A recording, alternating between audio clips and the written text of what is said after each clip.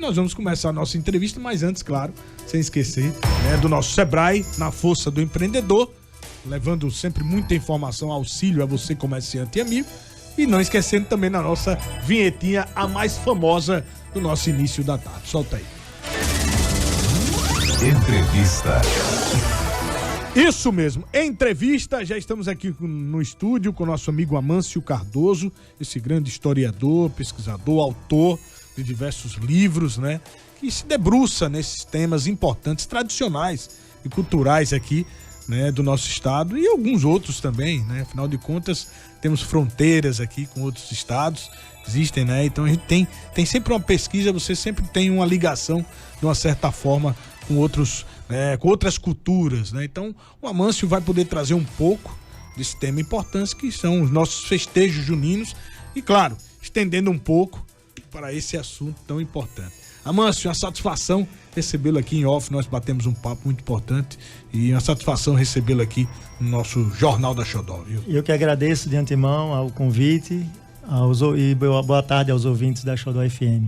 E boa tarde a quem está aqui no estúdio, Valquíria Miron, muito tempo sem vê-la, saudade, e Eduardo, conheci agora há pouco, e você também. Muito obrigado, viu, Amâncio? Sinta-se em casa e vamos trazer esse tema importante, né? Mas a gente começa, né, pedindo que você possa trazer aí, né, um pouco dessas pesquisas levantadas por você, né, sobre as nossas tradições culturais, né, principalmente nesse período agora, né, que nós estamos aí vivenciando, que é os festejos juninos, né? Como é que você pode abordar isso para os nossos ouvintes?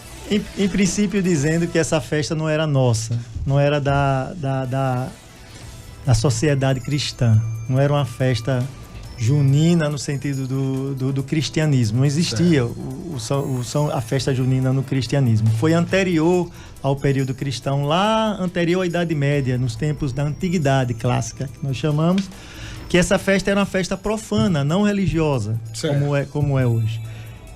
Embora hoje tenha mais profanidade do que religiosidade. Mas depois a gente discute isso.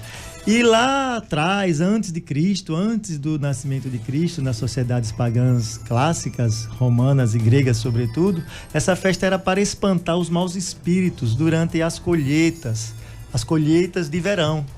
Era o inverso daqui da nossa América, que eram as colheitas, nós comemoramos as colheitas de inverno, tudo bem? Porque não é, o solstício lá, essa época de junho, julho... maio, junho, né? 24 de junho, lá é solstício de verão. Aqui é equinócio, é inverno. Então inverteu também, não só deixar de ser pagã, uma festa pagã, para ser uma festa cristã, já na Idade Média, já após o nascimento de Cristo, foi assimilado pela Igreja Católica, porque era uma forma de devotar aos novos santos da Igreja, aos devotados santos, porque a igreja estava no início, lá no século IV, século V, depois do nascimento de Cristo, a igreja precisava popularizar seus santos de devoção. Então, uma forma de popularizar era assimilar as festividades que no paganismo já eram conhecidas, só que introduzindo-se um viés religioso, uma vez que a instituição era religiosa, que é a Igreja Católica. Então, a Igreja Católica fez com que a gente assimilasse uma festa pagã de comemoração para espantar os maus espíritos que eram contra as colheitas, para as colheitas serem fartas, a fartura. Por isso que nossa época aqui também é uma época de fartura. A época do milho, do amendoim. Claro que na Europa eram outros produtos, né? A cevada, o trigo eram outros produtos, mas a gente adaptou a América após a chegada dos europeus, cristãos europeus, sobretudo os portugueses. Então, quem adaptou no Nordeste, onde a força da religiosidade católica medieval ainda está mais arraigada, é no Nordeste. Percebam que na Amazônia, na região amazônica, no Norte, no Centro-Oeste, no Sul e no Sudeste, não tem a força do Nordeste a festa junina, porque foi aqui que ela se adaptou com as primeiras, vamos dizer, migrações desse imaginário católico medieval. E ela se enraizou e ela não saiu daqui. E ainda hoje é muito presente. Tanto é que a Globo, fazendo aqui uma alusão a uma grande rede de televisão, ela faz o São João do Nordeste. ela para a sua programação, ela especifica a região. Então, essa espacialização é devido às tradições arraigadas que o Nordeste manteve.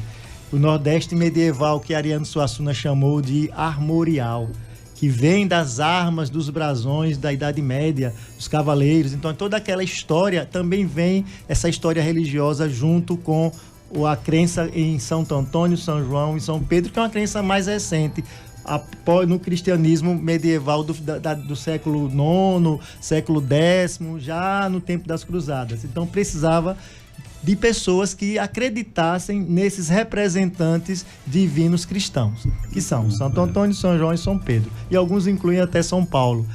São os 3 santos juninos, mas alguns incluem também o próprio São Paulo. Então, essas festas, elas se tornaram, após a Idade Média, de festas religiosas, eminentemente religiosas. Do século XX, pós a Revolução Industrial para cá, elas estão misturadas, elas são mistas, profano-religiosas. Hoje em dia, ainda é religiosa, marcadamente, mas a gente não lembra como uma festa religiosa. A gente lembra como uma festa da gula, para comer muito, para dançar muito e para beber muito, não para devoção. Não para acentuar a devoção. Vem perdendo, mas não perdeu ainda. Porque nós temos as trezenas de Santo Antônio, nós temos as missas, né, de devoção a São João. Minha tia mesmo, eu tenho uma tia chamada Estrina, né? Até o nome dela é antigo, ela já é falecida, mas ela ainda está viva em outro plano, né? Para quem acredita. Então ela era devota de São João. Pouca gente na minha vida eu conheci devota de São João. E ela ia no dia 24, ela ia para a igreja, ainda as suas amigas ainda vão à igreja. Tem uma igreja ali na Rua de Vitória, aqui em Aracaju, que eu não sabia, é uma igreja de devoção a São João, tem uma irmandade de devoção a São João. Então esse lado religioso, ele diminuiu bastante com a laicização da sociedade, né? A cidade ficou laica, menos religiosa, tanto é depois da República, né? Que a República separou a igreja do Estado no final do século XIX, início do século XX. A partir dessa laicização da sociedade brasileira, também as festas religiosas foram se laicizando, ou seja, tornando-se menos religiosas e mais profanas. Mais profano. Agora, sim, o 1500, eles chegam aqui em 1500, com as capitanias hereditárias, essas famílias de Portugal para cá, migrar para cá. Até que ponto é verdade de que eles importaram de Portugal, né, tradições que nós incorporamos aqui, por exemplo, né, a quadrilha, né, assimilamos, né?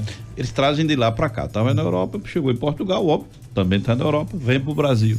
Até que ponto essa tradição, ao chegar aqui, porque tem uma questão do escravo e tem a questão da casa dos donos de engenho, a questão da fogueira, principalmente a fogueira e esses trajes. Como é que chegou aqui? Olha, toda a cultura, quando ela é transferida para um outro espaço, ela é ressemantizada. Eu vou usar um termo aqui técnico, mas vou traduzir.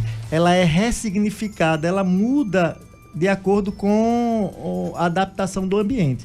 Então ela não é o mesmo São João. Até hoje em Portugal, por exemplo, se comemora o São João. Se você for agora em 24, agora no solstício de verão europeu, eles estão comemorando a festa de São João no Porto, em Lisboa, em várias cidadezinhas de Portugal. Eles têm ainda lá, mas é uma outra festividade. Não tem esse aspecto dos fogos, por exemplo.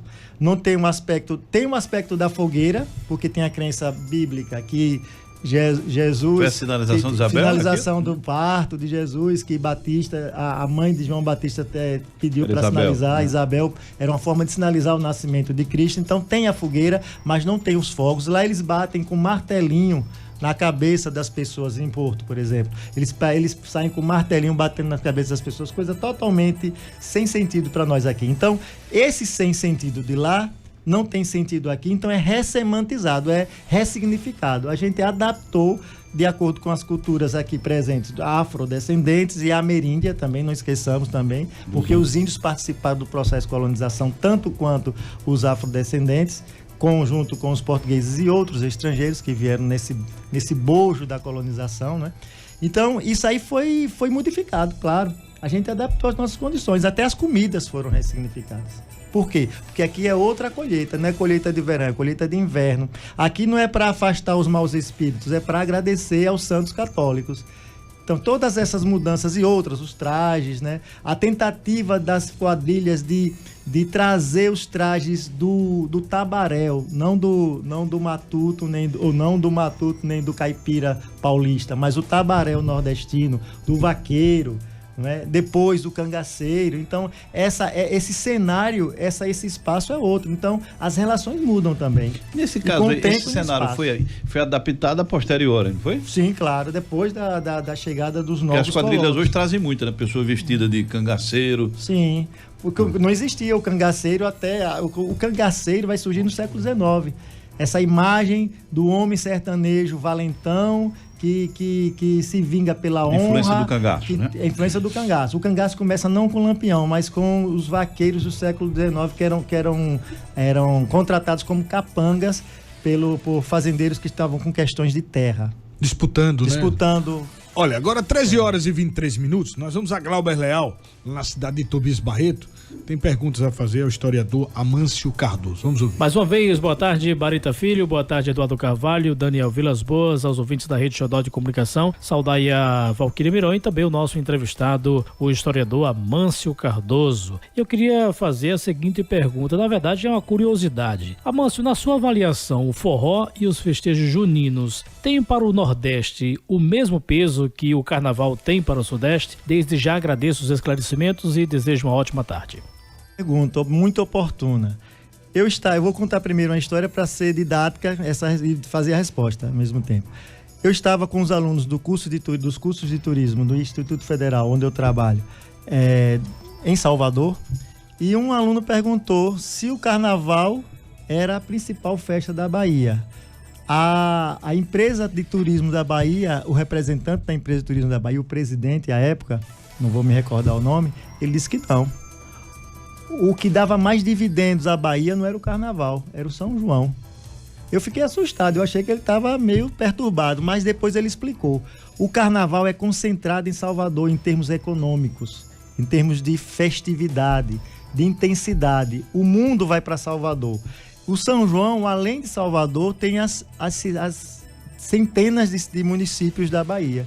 Então, se você fizer uma estatística, como eles fizeram, uma pesquisa com estatística científica, em termos de números, né, tanto econômico no comércio, tudo, o São João está disparado. Eu fiquei assim, outros espantado. Municípios baianos, todos eles fazem as suas festas, né? Mais ou menos, mas fazem. Mas o Carnaval em si é concentrado mais na capital, né? Muito forte, né? Pernambuco, o Nordeste inteiro, o São João é uma festa nordestina eminentemente, como já havia falado. Então, o São João, respondendo a pergunta, ele é mais que o Carnaval para o Brasil. É uma festa que dá identidade ao Nordeste, mais que o Carnaval ao restante do Brasil. Eu não sei se eu respondi, mas...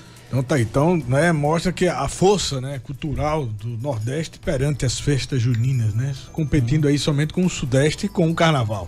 Exato. Mais ou menos, né? Mais ou menos. Olha, Aparecido Santana, vamos lá, a capital do sertão, tem perguntas a fazer também ao historiador Amâncio Cardoso. Vem lá, Aparecido, muito boa tarde, meu amigo. Excelente tarde mais uma vez para você, Bareta Filho, para todos que fazem o Jornal da Xodó, para o nosso entrevistado Amâncio hoje, destacando um pouco aí da nossa cultura e, enfim, relacionado aos festejos juninos, é algo que me interessa bastante.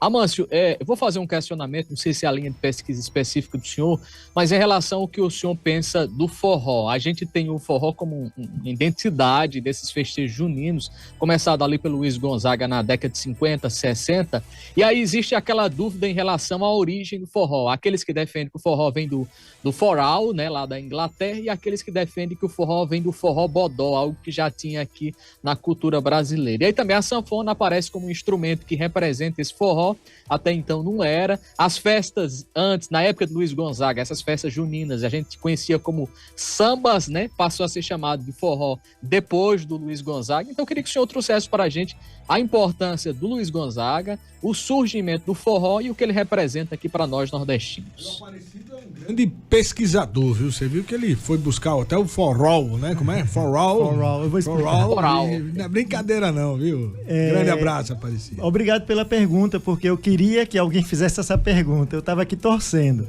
Por quê? Tem um professor emérito na Universidade Federal de Sergipe, chamado professor Francisco José Alves, ele fez uma pesquisa sobre a origem justamente sobre essa pergunta, sobre a origem do forró, para desmistificar essa origem folclórica que é o forró, que aliás se tornou verdade, entre aspas, em várias mídias. Mas o forró não tem nada a ver com a origem do forró. Por quê? Esse forró do inglês foi por conta de uma base norte-americana na Segunda Guerra Mundial, que os americanos iam fazer uma festa e chamavam o pessoal, vamos lá, vamos todos, forró, uma festa para todos. Aí traduziu-se forró por forró. Porém, isso em 1942, quando o Brasil entrou na guerra, na Segunda Guerra Mundial, com os Estados Unidos fazendo bases militares aqui no Nordeste, sobretudo no Rio Grande do Norte e Paraíba. Bom, isso aí é uma inverdade, porque desde o século XIX, na pesquisa do professor Francisco, o nome forró-bodó, e aí já respondo a pergunta dele, é anterior a forró. Forró é uma corruptela, uma forma, vamos dizer assim, degenerada, uma forma simplificada, mais abreviada, simplificada da linguagem de chamar forró-bodó. Você não vai chamar, vamos pro forró-bodó. Até hoje nós falamos, vamos pro forró-bodó ali de brincadeira. Mas no século XIX a palavra era forró-bodó. Ela foi se transformando e o objetivo da língua é sintetizar. Toda a língua sintetiza, se chama laboratório de lab, se você falar em francês, é lab. Então, não é mais vós me ser, é você. Então, é ser, né? Você sabe. Então, a língua vai sintetizando. E sintetizou para forró. No final do século XIX, nós temos registros em dicionários. Ela foi dicionarizada como forró-bodó e depois como forró, antes de 1942. Então, é impossível, tem jornais, revistas, dicionários, com a palavra forró-bodó primeiro e depois sua corrupção, forró, e hoje permanência do forró. Então está respondido. Tem um texto do professor Francisco José Alves, que eu tenho hoje, ainda bem que viva a internet, né? Online eu posso enviar para vocês reenviarem para quem estiver nos ouvindo, e esse texto explica direitinho. São textos de 4 páginas, é um texto para jornal, como os meus textos aqui do livro, que depois nós falaremos. Textos para jornal, para o grande público. Então, primeira pergunta respondida. Forró vem de forró-bodó e não de for all, para todos. Isso já está aprovado pelo texto do professor Francisco, de lá da Universidade Federal de Sergipe, meu colega e meu ex-orientador. A segunda pergunta foi sobre se o forró... Sim, o forró é a identidade musical dos festejos juninos. Festejo junino, Flávio José está com toda a razão. Flávio José é o cantor paraibano, né, se eu não me engano, que reclamou da organização da produção do maior São João do mundo, entre aspas, né? Não é o maior, mas de forma marqueteira. Eles fizeram bem o marketing na Campina Grande, na cidade de Campina Grande, dizendo que é o maior São João do mundo. Isso, para efeito de marketing turístico, é interessante. Mas ele reclamou porque não deram 1 hora a mais ou meia hora a mais do show dele. E ele disse que se dessem 1 hora a mais ou meia hora a mais no show dele para colocar um cantor sertanejo de São Paulo, ou do Mato Grosso, sei lá de onde é, ele disse que daria sentido à festa. Ele falou, olha, eu vou tocar agora meu show, vou começar meu show. Agora o São João de Campina Grande vai ter sentido. Ele está certíssimo. Não é bairrismo, não. Porque se você for em Barretos, numa festa de sertanejo, o Barretos que eu falo é o rodeio, festa de rodeio, onde se canta o sertanejo apenas. Eles não admitem Flávio José lá. Então, não é bairrismo, é manutenção da identidade, dar sentido à festa. Já pensou, você vai para uma festa e só toca bum, tum, tum, tum, som de boate? Não tem sentido, não condiz, não corresponde. Minha gente, vamos ter um pouco de bom senso, não é bairrismo, não. É preservação e também você vai para um enterro com roupas diferentes extravagantes, né? que o momento, que o contexto permite, pede, né? Ou seja, ele está certíssimo. Então o forró é a roupa, é a vestimenta, é a identidade musical. Eu vi, mas no programa de Serginho Groisman, sábado, ele estava fazendo homenagem ao Nordeste, né? Sim. As festividades juninas no Nordeste. Eu fiquei pasmo. Ele levou a Melinha, nunca soube que a Melinha fosse vinculada ao forró. O pai da sofrência, como é o nome dele? Só canta sobre sofrência. Pablo. E ela foi citando vários nomes que eu não vi conexão, né? Exatamente com a legitimidade do forró. Né? E tá havendo uma mistura, né? Do sertanejo. Mas ele estava praticamente dizendo o seguinte: aqui estão os grandes nomes do Nordeste. Eu serei rápido na minha conclusão. Vou concluir aqui. Agora nas redes sociais está assim bombando, como diz o povo, né? Está fazendo muito sucesso os humoristas. Não sei se vocês acompanham. Muito humorista, sobretudo no Nordeste. E um humorista lá do Ceará, que é a terra do humor no Nordeste, pelo menos no marketing, ele dizendo que lá em Aracati, não sei se, salvo engano, foi Aracati, ele dizendo que o convidado da festa de São João agora, de 2023, era o DJ, esse DJ mais famoso, Alok. DJ Alok, olha, ele disse, eu não tenho nada contra DJ Alok, mas você colocar DJ Alok numa festa de São João em Aracati, no interior do Ceará, é meio... Aquilo fora você de nexo. Fora de nexo, né? Está fora, né? Fora totalmente do nexo. Ele fez uma piada com isso, que eu não vou dizer aqui porque é proibido. Mas é isso mesmo, né? Eu concordo, realmente. A gente tem que. É a preservação, como falou meu amigo Eduardo, da cultura. Eu né? acho que a Locke não gostaria de levar a não ser que ele fique estranho, né? A não ser quando ele faz uma adaptação, aí todo mundo acha graça. A né? adaptação, isso. Exatamente. Olha, deixa eu mandar um abraço para o Carlos Ramos, antes de ir pro intervalo, a Neide de Boboi, lá em Monte Alegre. Também o Marcos Veloso, lá em Glória, a Lady Jane em Glória, a Fabiana Dória em Graco Cardoso, o Ivan Souza, o José Ailton e a Valdirene lá em Malhador. Muito obrigado a todos pelo carinho da audiência. Nós vamos ao intervalo comercial. No retorno temos mais participações, né, neste bate-papo muito importante e enriquecedor aqui da nossa cultura com Amâncio Cardoso, nosso historiador. Ele vai falar também desse seu livro aqui, ó, Sergipe, um roteiro turístico, histórico e cultural. Então não sai daí, Jornal da Xodó volta já já. Você está ouvindo Jornal da Xodó em Rede. Xodó, 1h38. Um abraço para todos vocês que estão acompanhando o Jornal da Xodó. A Neuma e o Anselmo lá em Glória estão mandando um abraço para todos do Jornal da Xodó. Abraço para o Carlos Alberto, falou aqui: a cultura do povo nordestino propriamente dita, com seus próprios costumes, hábitos e festas tradicionais, hoje virou cultura de consumo, tudo por dinheiro. Infelizmente é a realidade. Ele falou: parabéns pela entrevista com o professor historiador Amâncio. Nordeste comercial, essa é a cultura do consumo. Atenciosamente, Carlos Alberto do Orlando Dantas, professor. Obrigado, bom, né? Carlos Alberto. Amâncio, eu estava observando Luiz Gonzaga. Tudo que cantava era uma simbologia cultural, regional. A música, qualquer trecho da música de Luiz Gonzaga, você sempre é remetido ao Nordeste. O que eu percebo é que hoje estão transformando questões culturais em questões sentimentais. E não tem nada a ver com forró, não tem nada a ver com a nossa tradição. Há um sentimentalismo em tudo, como se fosse forró. E não é. Isso não é perigoso não para a questão cultural? Eu tenho uma suposição sobre isso. Houve uma decadência do ensino público, sobretudo do ensino público, do ensino de uma forma geral no Brasil.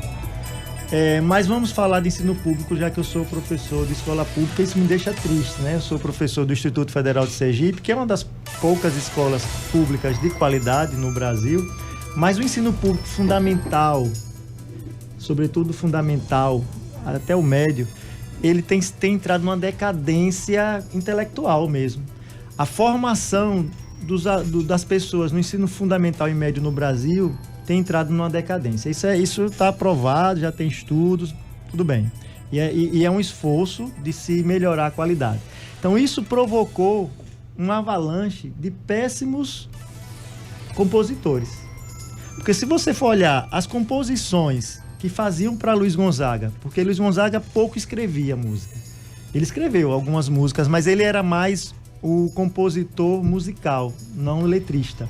Por isso que ele se juntava com grandes letristas, por ele não ter uma alfabetização consolidada. Ele estudou pouco, estudou até o primário, depois foi para o exército, mas era um homem de uma sabedoria impressionante, musical, uma sabedoria musical. Então ele fazia a música e alguém com mais perícia na escrita, como Humberto Teixeira e outros, A letra, né? Inclusive o meu homônimo, o meu Amâncio Cardoso. Teve um compositor, Amâncio Cardoso, que fez uma música com ele. Compositor carioca. Então, essas músicas, eram arte. Era uma obra de arte. Era um documentário. Eu tive a oportunidade de ouvir mais de 400 músicas, quase 600 músicas de Luiz Gonzaga. Eu tive a curiosidade, como estudioso da cultura popular, e fui ouvir as músicas de Luiz Gonzaga. São mais de 700. Eu ouvi umas 600 no meu aparelho, que um colega me passou. Quase todo o acervo Luiz Gonzaga. E tem um site que tem todo o acervo dele. Então, eu quero dizer o seguinte, é um empobrecimento mesmo intelectual dos compositores em todos os gêneros. Samba, aconteceu isso. A não ser os que sobrevivem, como Paulinho da Viola e outros compositores e outros mais, mas estão morrendo os bons compositores. Então, devido a essa decadência no início dos anos, do final do século XX para o início do século XXI, do ensino. Porque as pessoas escrevem músicas a partir do que se aprende na escola. Você aprende a escrever, a fazer um parágrafo, a fazer a desenvolver um tema. É uma redação, uma música. E não é fácil, porque tem um ritmo, tem um tempo, é complexo. Por isso que Luiz Gonzaga, você pode ver, toda a música de Luiz Gonzaga, ou quase todas, é com parceiro. Inteligência dele, né? E humildade. O velho era muito inteligente. Não sei se porque a gente tem percebido, Baretinho, exatamente isso. Essas músicas conhecidas como músicas de forró, na verdade, não são, muitas estão vinculadas à questão de sentimentos. É paixão pra cá, é chifre pra lá, não tem nada a ver com... E você pega Luiz Gonzaga, não, ele volta, tudo dele é voltado para o Nordeste. Para uma realidade mas não só Luiz Gonzaga, eu diria que em todos os gêneros musicais. Se você vai para outro gênero musical, sem ser o forró, acontece a mesma coisa. Há uma decadência generalizada no modo de operar a música.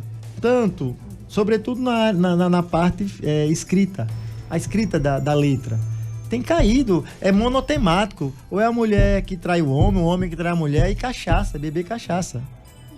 Só isso. Isso mesmo. Olha, 13 horas e 44 minutos, nós vamos a 102.9 lá em Propiá.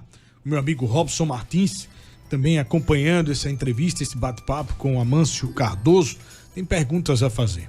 Vamos lá. Robson, muito boa tarde, meu amigo. Pois é, mais uma vez, muito boa tarde, Baretinha, Eduardo, Valquíria, Daniel e aos nossos ouvintes e telespectadores que nos acompanham na Rede Xodó de Comunicação, e ao Amâncio Cardoso, receba inclusive um abraço aqui da região do Baixo São Francisco. E olha, junho, mês de comemorações juninas e as tradições, inclusive aqui na nossa região. Por exemplo, hoje vai acontecer um festival junino das escolas estaduais. Inclusive ontem eu conversei com o Max Cardoso, que é o diretor da DR6, e vai acontecer, repito, aqui no município de Propriá, inclusive com apresentação de quadrilhas. E, Amâncio, qual a importância desses eventos na manutenção da cultura e das tradições no nosso estado e aqui na nossa região? Muito obrigado. A tradição ela é preservada pela repetição, pela reprodução.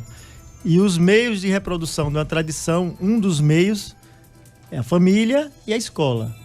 Não é? Tem outras instituições, mas vamos ficar nessas duas, que foi a que você se remeteu, não é? Então a escola é quase um papel preponderante, né, da escola, fazer a manutenção das boas tradições. E a quadrilha é uma delas. Eu dancei quadrilha pelo menos uma vez. Fui o príncipe da quadrilha. Tem a príncipe, né? Príncipe do milho. Fui o príncipe. Eu não era o mais bonito, aí fiquei como príncipe. Tive um azar danado. Eu querendo dançar com a rainha, mas tudo bem. Então isso tudo traz um sentimento de pertencimento a partir da infância. Eu me sinto muito nordestino porque a escola onde eu estudei, que foi aqui próximo, né? A escola... Posso dizer o nome, né? Que é a escola pública Lourival Fontes, aqui próximo, no alto da colina. Ali eu tenho lembranças até hoje das professoras, a gente ensaiando ao som de Luiz Gonzaga, ao som de trio nordestino, da boa música junina e outros. Então eu não esqueço disso nunca, isso marca. E a criança fica uma criança mais feliz, sabe? Valorizando a cultura nordestina. Quando você vai a São Paulo trabalhar, ou a trabalho, ou a passeio, ou vai ao sul, em qualquer região ou fora do Brasil, você sabe o valor que tem o Nordeste. Porque senão você vai criar um preconceito contra o seu próprio sentimento de pertencimento. Muita gente não tem respeito, nem gosta de ser nordestino. O próprio nordestino tem vergonha de dizer que é nordestino porque não passou por uma boa escola ou por uma boa formação familiar. Então essas instituições são responsáveis pela preservação da tradição nesse sentido, de reproduzir os valores. Está na hora, principalmente o setor público, investir em educação pública e colocar no currículo, né, as nossas raízes, as nossas... Sim, né? Cultura né, nordestina. Né? Acho que algumas escolas já fazem isso de forma transversal. Olha, mano, só uma fala aqui do nosso ouvinte e telespectador, Rogério Silva. Ele, olha, estamos vivendo uma inversão de valores. Estamos vivenciando um atropelo cultural. Esse é o nosso raciocínio também. Acredita, não? Em alguns pontos, outros não. Eu diria que a cultura tem que mudar. Esse é fato. Agora, e algo tem que ser preservado. Nós trabalhamos em duas dimensões. A dimensão da preservação, mas uma preservação acompanhada de mudanças. Não dá para preservar e congelar a sociedade, senão a gente morreria.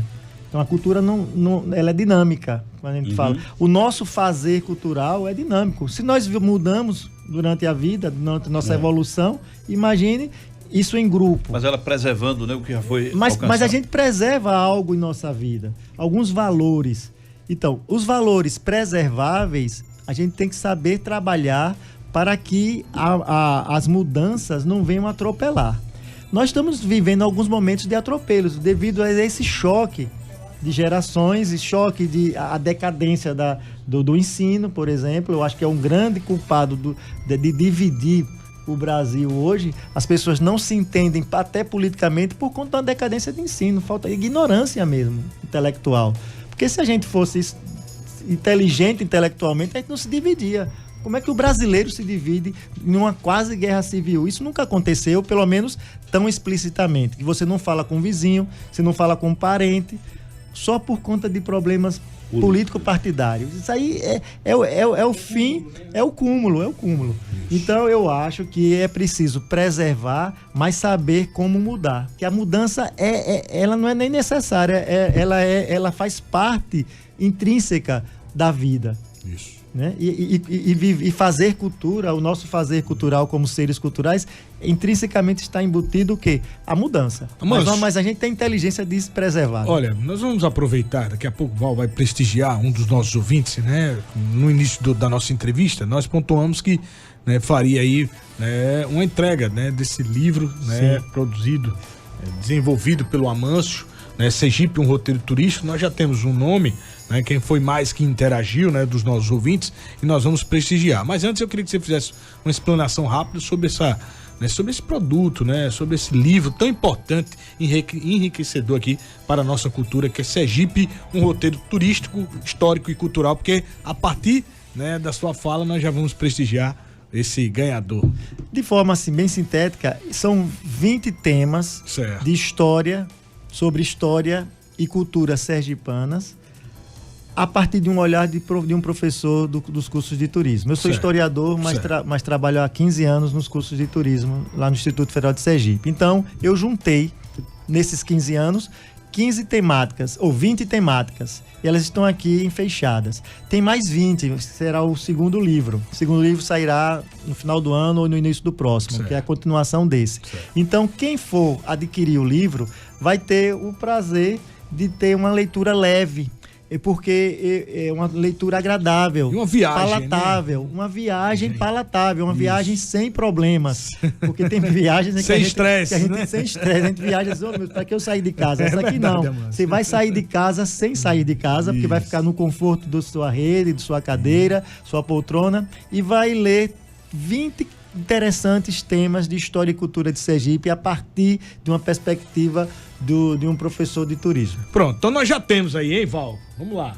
O ganhador é o Carlos Alberto dos Santos, do Orlando Dantas, Carlos final do Alberto. telefone 5607. Ele participa traz todos os dias, inclusive. Ele deixou uma mensagem, não foi, Val? Ele Foi, falou, né? Alberto, obrigado receber aí. um livro como esse do professor Amâncio. Olha aí. Perguntei pronto. se posso autografar. Então já autoriza, né? Já faz um autógrafo aí em Já nome do pode. Carlos Alberto. Posso. Viu? Carlos Alberto do Orlando Dantas. Carlos Alberto do Orlando Dantas, o Parabéns. senhor pode deixar aqui, ele vem buscar aqui na Rede Xodó, interage aqui com a nossa produção e vem buscar esse livro, que eu tenho certeza que ele vai, como diz o meu amigo Amâncio, irá fazer uma viagem sem estresse, tranquila, né? E claro, né? Agradável, vivenciando esses 20 temas importantes, né? Posso falar meu número para quem quiser adquirir? Pode sim, pode. Posso dizer o preço também? Pode, Aqui? pode O livro está custando comigo R$30. Certo. E o telefone é 799-8819-3518. Calma, 79. 799-8819-3518. Também é o WhatsApp. Pronto. Então aí eu levo em casa se for em Aracaju. Se não for, eu Coisa passo boa. pelo correio. Ainda bate o papo, aperta na mão do Amâncio lá e parabeniza pelo Faço seu trabalho. Eu tenho prazer porque é o Isso é fruto muito de um bom. trabalho. Isso mesmo. Parabéns, Amâncio. Olha, e né, com Baritinha, esse prestígio. sugira ao Carlos Alberto, se ele puder pegar amanhã no horário do programa, seria muito interessante para ele Pronto, próprio. né? Amanhã, né? Aqui no próprio horário, Isso. né? Do nosso programa, ele tendo essa disponibilidade. Viu, seu Carlos? Pode vir, que a gente entrega aqui em mãos, já bate uma foto e encaminha até pro nosso amigo Amâncio. agradeço. Esse Eu coloco nas presente minhas tão redes. bacana e tão enriquecedor. Amâncio, muito obrigado, viu? Eu que pela agradeço. participação aqui no nosso Gostei jornal. bastante do papo. Um bate-papo muito bom, descontraído, leve, claro, e autêntico, carregado aí de muitas informações culturais. Que bom. Espero que o ouvinte tenha se agradado também e uma boa tarde para todos.